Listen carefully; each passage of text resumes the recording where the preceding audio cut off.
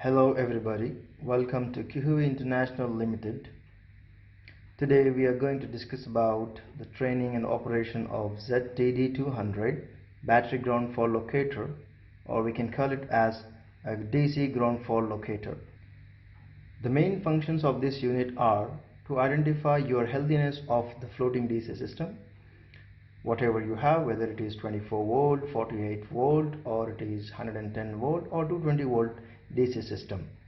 And it identifies the faulty cable, and also it helps you to pinpoint and trace the fault to its location. Let's see its accessories. So you have a small pelican case which can accommodate all the accessories of battery ground fault locator instrument units. You have a transmitter unit with a power charging cable, or you can call it as a power cable. It also has a DC-DB cable which connects the transmitter unit to your DC-DB system. It has a receiver unit with a clamp and a probe connecting the receiver unit and the clamp. You have a receiver unit charger. The main features of ZTD 200, the DC earth fault locator, is to identify the fault detection in online condition. It doesn't require any shutdown for your DC system. So it has a very high sensitivity of identifying a high resistive faults up to 500 kilo ohms. It also has a best capacity of automatic capacitance balancing and various other techniques which is used to eliminate the effect of the system interference. It also gives you the accurate indication of a faulty cable. It also helps you to pinpoint the fault location. It is compact, portable, and battery operated, and also operates from mains as well. It is one of the effective tools to quickly locate the grounding faults in the following systems, like you can use it for power utilities, railways, and telecommunication systems. Coming to the connection point of view, so you can see a schematic diagram for DC-DB connecting of the DC earth fault locator system. You have a battery bank which is connected. This is the main DC-DB where you have a positive bus and a negative bus. So this positive and negative bus will be parallelly connected to your battery system, and the battery system will be parallelly connected to the charger, which continuously charges the battery.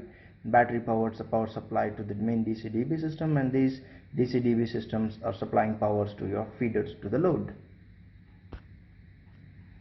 So if you see the connection of a transmitter unit, the transmitter unit will be connected to the main DC-DB through positive and negative cables, and the grounding cable will be connected to the system ground. And this instrument helps you to inject the low frequency signals into the system, gets grounded through the main fault point and making it as a closed loop. Through this closed loop, it helps you to identify and pinpoint the fault location.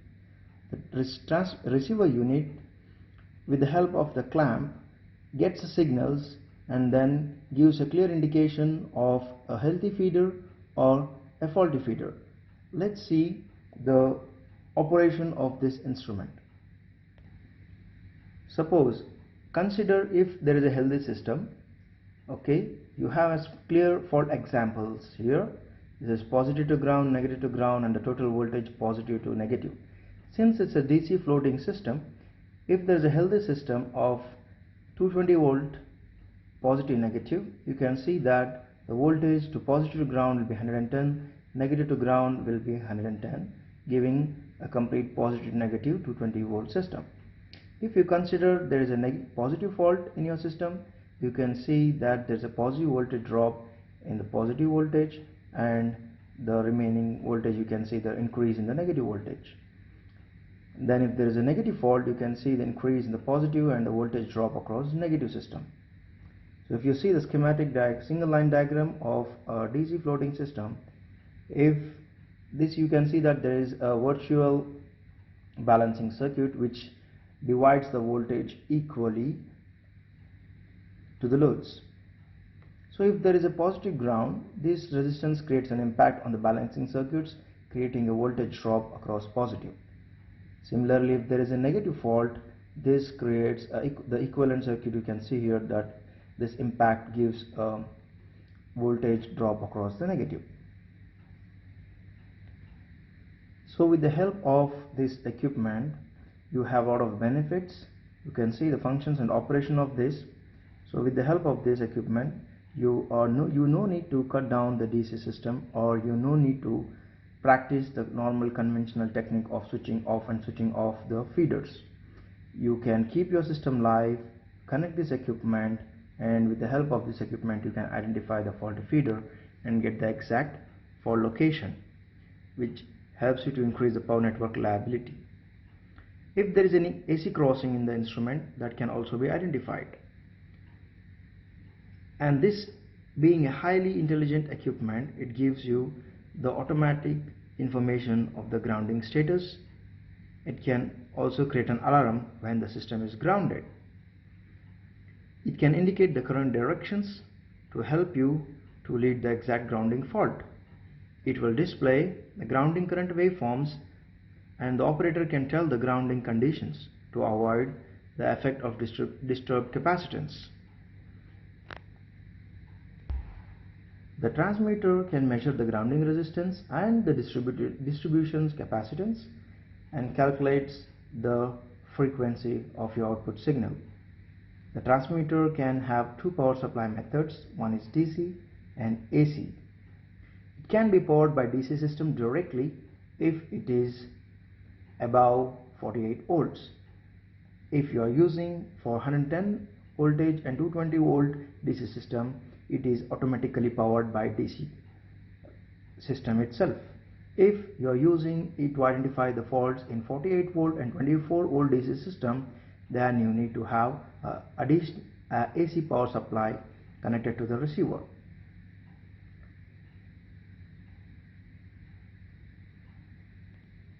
If you want more information on our product, you can go through our training presentation and the user manual to get a clear guidance. Now let's see how to operate the DC system, how it operates, how it identifies the fault current, and the connection procedure. Let's discuss about the connection procedure. So you need to connect the transmitter unit with all the three cables, positive, negative, ground, to your system. Then the green cable goes to the system ground, the red cable goes to the positive bus, the black cable goes to the negative bus, and then you switch on the instrument. Our equipment has a capability to take power from the DC system and then automatically displays all the information. And then you connect our receiver unit to the ground cable and set the frequency so that you can start the testing. Once the transmitter unit is switched on, it gives a clear information of the voltage across positive to ground, negative to ground, the capacitance of the entire circuit, the balancing resistance of the circuit, the grounding resistance, as well as the complete information. And it also gives you the information of the what frequency we are injecting into the system. You can also see it also differentiate different kinds of faults in the DC system, if it is a capacitive load, if it is a resistive load, or if it's a high resistive fault or low resistive faults. It also gives you the information of the milliamp, the leakage current, fault current. It also helps you to give the direction of the current through this. Let's see some practical information on the ZTD 200 instruments. So we have connected the transmitter unit to the power supply, since we are doing it on a tabletop demonstration, to show you how it gives you the clear information of faults identification. Switch on the transmitter unit. Before switching on the transmitter unit, you have to connect the proper cables. The cables are identified through the color, as well as the clear information of the terminals is identified through colors. So we have the red cable going to the red, green to the ground, and black to the negative. Once all the cables are connected to the system, you can switch on the transmitter unit and wait for initialization. So it's testing. Please wait, and you can see that the power is AC power. If the voltage is 48 volt and DC volt DC system, you have to connect to the AC power supply, and if it is a 110 and 220 volt system, it automatically takes the power from the DC system, and this light is going to be indicated. You can see here that this system simultaneously injects a signal into your system, and what frequency we are injecting can be identified from the display. So it gives a clear information of the voltage in positive, voltage across negative, and the capacitance grounding and the resistance grounding. This is our receiver unit. We connect the signal cable to the instrument, and then it goes to the clamp. Negative is the black, red to the positive, and switch on the receiver unit. Press for 2 seconds, it will switch on, and it guides you to clear information what has to be done to initialize the setup. So it gives clear information that power on the clamp. We are switching on the clamp. So this clamp has the options of power on, off, and make the signal 0. You can see that if the batteries are good, it shows that it's running on the battery power. If the battery is low, it gives a clear indication of low battery. Then you have to replace the batteries. Now it clearly gives the information what is the next procedure to synchronize the transmitter unit and the receiver unit. So now clamp the grounding cable of the transmitter. Clip the grounding cable of the transmitter. Press the frequency button to set the same frequency of the transmitter, and then you press the set reference so that you synchronize both the units. Now clamp the receiver unit to the grounding cable. Then press the frequency button so that it takes the information of what frequency has been injected. So it has 2 Hz. It automatically identifies that it's 2 Hz frequency. Then you can press the set frequency, that it is setting up the frequencies. So once the signal gets stabilized, you can again press frequency so that it takes the clear information. So it's asking to set the frequency again. So once the frequency is set, it's set to the standard level. It gives you the clear indication of the current flowing into the system. Since the system is healthy, there is no leakage current flowing through the system, and your system is stable. If there is any fault occurred, then let's see how it indicates. If you see here, now the fault has been created, and the receiver unit gives you the information of waveform and the leakage current flowing through your system in the direction of the flow of current. So it's a clear information that the system was healthy before. Since the fault has created, it gives you information of earth system. The feeder is grounded. So you have 3 to 4 information, that the direction of the current, the leakage current information, the clear waveforms of the fault, as well as the indication sound or a beep sound to identify the faulty feeder and the healthy feeder. We have different waveforms to identify the faults in the DC system. If there is no fault, then there is a straight line and there is no indication of any leakage current you can identify. So if there is any high capacitance without earth branch, you can see these kind of waveforms, and then a leakage current in the direction of flow of current. If you have a waveform with a branch earth, it gives the indication of the leakage current and a waveform. If you have a waveform of high capacitance with earth's branch, you have this waveform.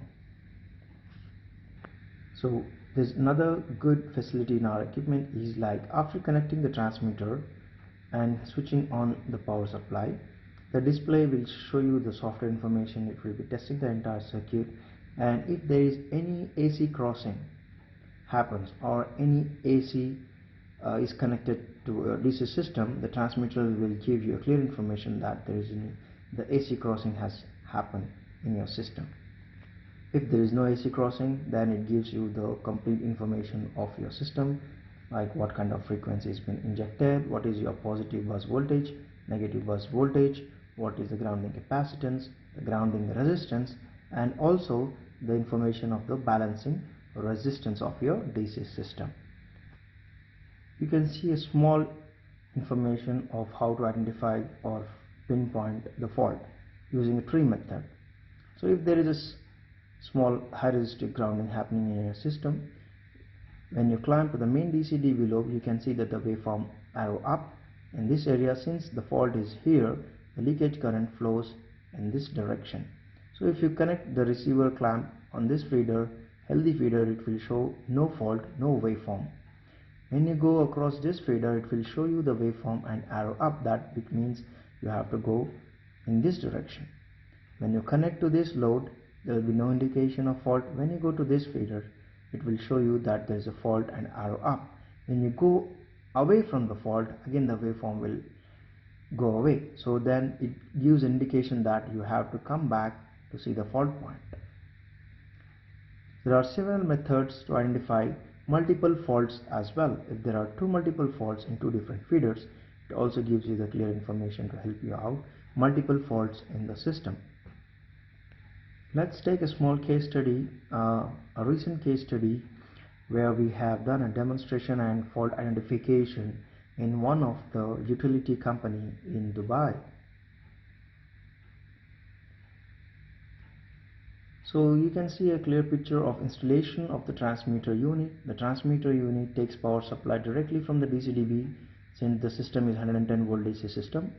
The red cable is connected to the positive earth, the black is connected to the negative, and the green is connected to the ground.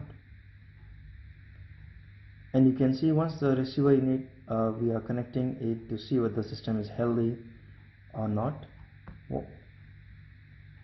The background of this is the utility called as Transco had the DC ground fault in their system. We found that there was a negative dead ground, showing the negative to ground is 0 volt, positive to ground is 120 volt. So once this transmitter unit is connected to the system, it gives a complete information of the system, showing that voltage positive to ground 120, negative to ground 0 volt, and the balancing resistance is somewhere around 85 kilo ohm. So once connected, we started doing the survey using the receiver unit to identify the faulty feeder. We found out that one of the terminals was found faulty, and then we traced through different panels. Then we identified that one of the cable going to 140 MVA transformer has been grounded outside. So clear information has been received, and we also found out there were multiple faults in positive as well as negative, which has to be identified. So we identify a clear information on the faulty feeder, which was feeding one of the 140 MVA transformer, and then we stabilize the system. Thank you very much.